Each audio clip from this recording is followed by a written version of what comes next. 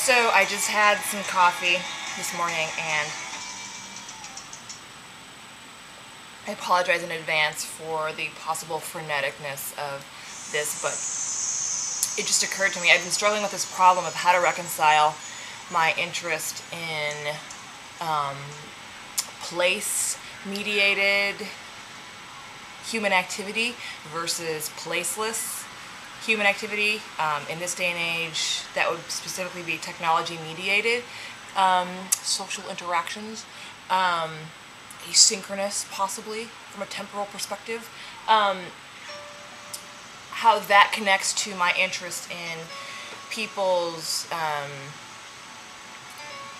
decision-making processes and how decisions are framed. I've blogged before about thug calculus and my sense that people are often making decisions and operating from a framework of not incorporating certain variables in their decision-making process, which then leads to suboptimal outcomes both on an individual level and then also on an organizational or societal level, depending on what your specific area of interest is. Mine is, of course, the universe, and I'm looking for that grand unifying equation.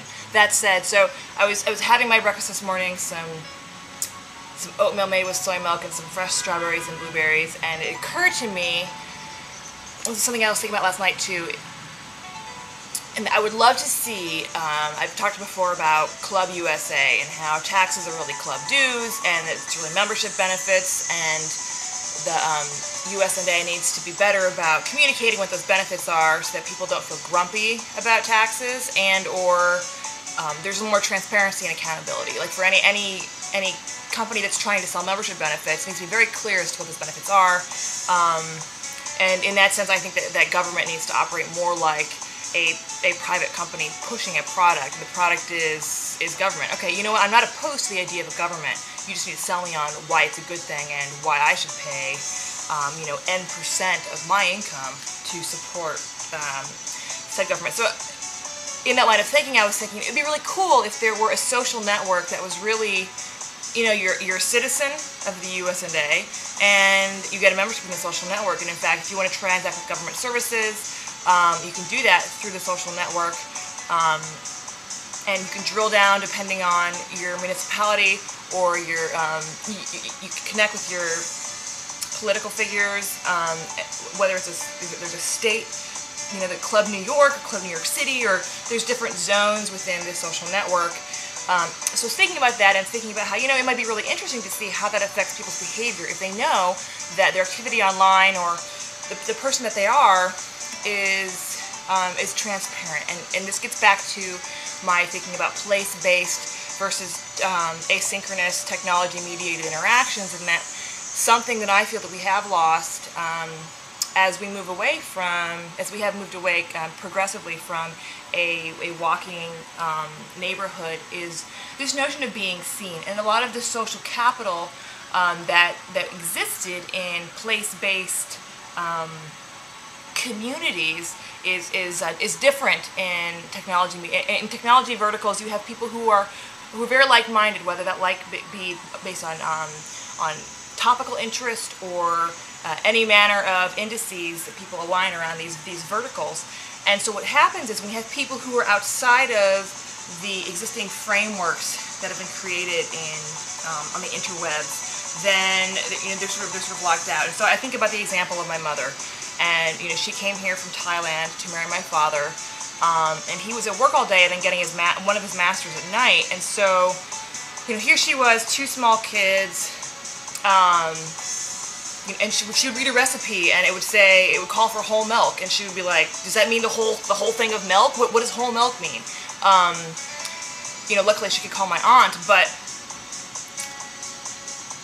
in today's society, we don't have the kind, and I grew up in a small town of 1,000 people with no stoplights, and so, she made friends at the bank and at the butcher, but the butcher doesn't exist anymore, and neither does the bank. So, what about the immigrant of today who comes to America and doesn't have these walking relationships and can't build these loose ties with people that can then over time be tighter? And so this gets back to decision framing, and that I think that people make suboptimal decisions and behave in ways that are inconsistent with their core values and inconsistent with a civil society, because there's no recourse perceived in their head, and they're not being watched in the same way that may have been watched in a society that had tighter social ties amongst individuals. And so I'm wondering if then a social network that was required for all members, I'm going to problematize the word required, that sort of lubricates the relationship between government and polity. Did I even use that word correctly? I'm not sure. I have to look it up. But that people can transact with the government and do all your forms online, but also see your actual physical neighbors within this social network space. I'm hoping that, and then share information with people who live down the street from you. I'm wondering if that might then re-inject, I'm not recording any of this,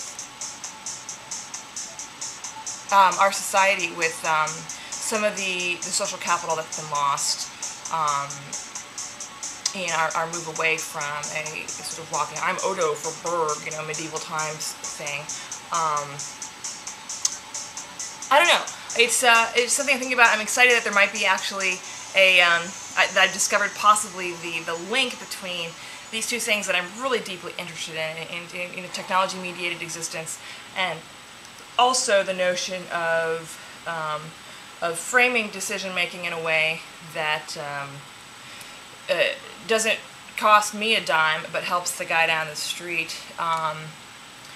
I think light paternalism is a phrase that's been used to describe this kind of approach out there in the world amongst the people.